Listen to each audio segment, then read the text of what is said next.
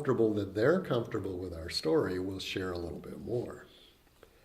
The only reason I'm bringing all of this up, again, is not for you to say, well, I don't want a story. The story is important. The story is your vehicle for operating in this world. I'm just suggesting that we take it a little lighter, a little more lightly than we normally would, so that we don't put such emphasis that the story begins to control how we act and what we do and prevent us from doing things that we want to do. I know people who have told me, well, I can't do art because, I'm not any good at it. And you ask them, well, who told you you're not any good at it? Oh, well, in the second grade, the teacher told me that I just had no talent at all. I couldn't draw at all. And I haven't drawn since. So someone affected your story. That part of your story you can question now and say, well, you know what? Maybe I am. Maybe I can sing. Maybe I can do art. Maybe I can play the piano. Even though someone once told me that I had no musical ability at all, or I couldn't dance, or people made fun of me when I danced when I was 3 years old because I was gangly and left-footed.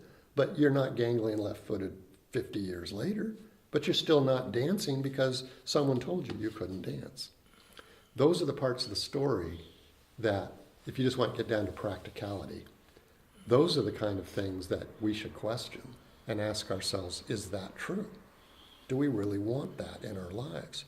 That allows us to explore things that we initially may be uncomfortable with because we've not had the reinforcement to give ourselves permission to explore different things in our lives.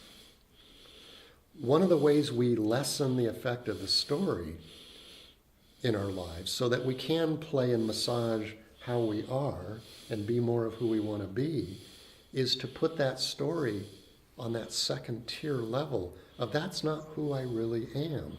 I really am just the awareness that works through the story. It allows us to give ourselves a break, if you will. I mean, we always need to have something at our core. It seems to me that the people I talk to as I explore myself and I talk to others about this, there seems to be a tendency in the human mind of needing to know what its sort of ground of being is. Where does the buck stop? And the buck usually stops at the story, quite honestly. But we use the story as our touchstone, as to anything we experience. We come back to the story and we touch the story and say, does this coincide with the story? Is this affirming my story or is it challenging my story? And then we make our decisions based on that. Am I comfortable or uncomfortable with how this fits to who and what I am, my story? Well, if we put that story on a second tier basis to our awareness, we can accept more things without judgment. Because we can look at it from a little larger vantage point. It's a little higher up the mountain. Maybe that's a good metaphor. If our story is halfway up the mountain, our awareness might be 3/4 away up the mountain. And by sort of operating from that larger viewpoint that has less restriction and less confinement, we can do more, be more, and understand more about how everyone acts. If you took to heart the fact that we are only awareness and our stories aren't that important, when you looked around and looked at people and what they're doing, wouldn't that change the way you see them?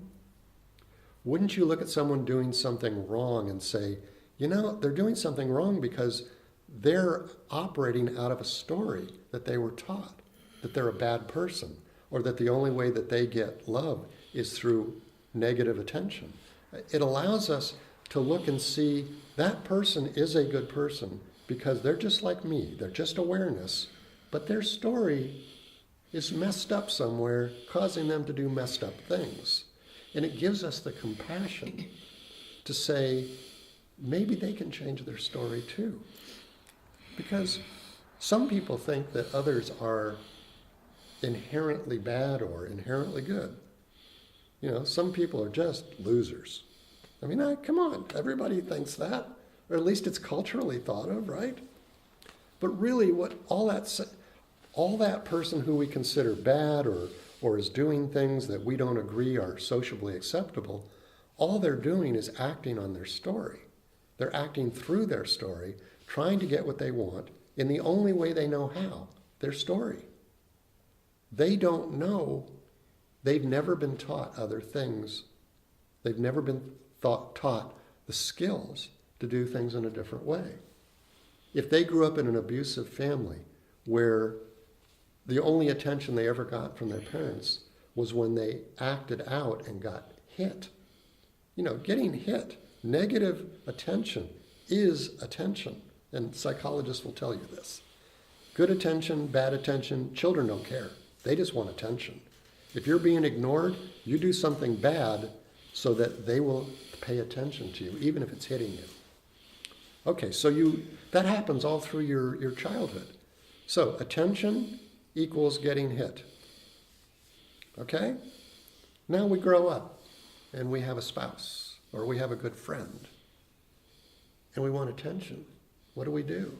We act out in a way that will piss off our friend or spouse so that they give us negative attention because we've equated the negative attention with love. We've never experienced positive attention because we grew up in a household that didn't have that in it. So now when we look at a person like that on the street or in the news or wherever, and we see that someone's done something to get attention and it's culturally considered negative, we can sit there and say, that's coming from his story. That's not coming from his awareness. And that allows us to see things in a bigger picture. And maybe if more of us did this, or if we did this as a culture, we might be able to address those things in that person's story and change the story, thereby changing the person.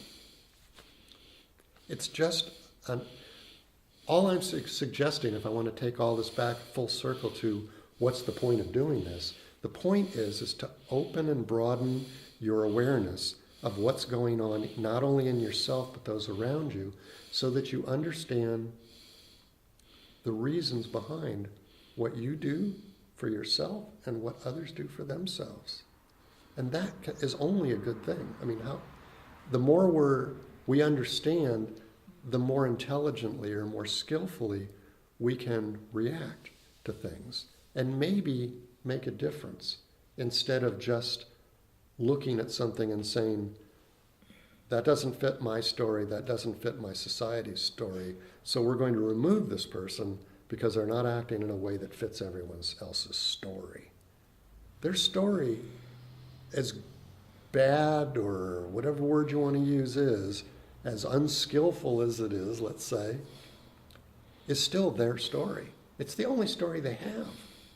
And if you can have compassion with yourself, realizing how hard it is to change your story on things you would like to be different about, then you can look at someone else and realize how difficult it is for them to change something that's maybe even more ingrained in them than the things that you want to change.